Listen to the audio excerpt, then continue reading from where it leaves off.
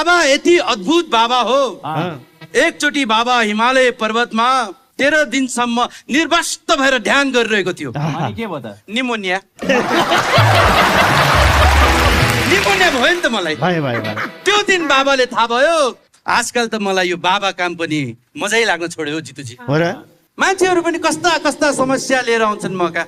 एउटा भक्त आउनुभयो भन्नुभयो बाबा म त चुरोट नखाएसम्म टोइलेट जानै सक्दिनँ रे। मैले भने तेरो लागि कि म भ्याकुम लिएर बसौँ अब।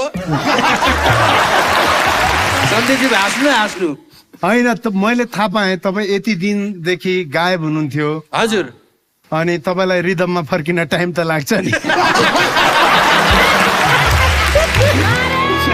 तर जसको जति समस्या भयो नि मलाई दिपाको समस्या सल्भ गर्न चाहिँ मजा आउँछ है।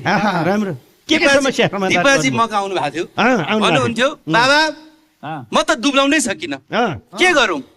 मैले भने तपाईँ बिहान बेलुका राति 3 पटकसम्म दिपकको बुढी छ भने सम्झिनु चिन्ताले आफै दुब्लाउनुहुन्छ।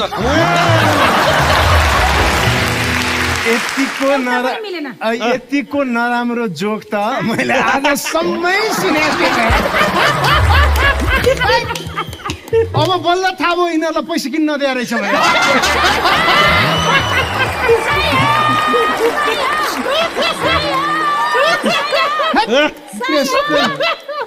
के भने यो अहिलेको खैनीको पनि मलाई मन परेको थिएन है।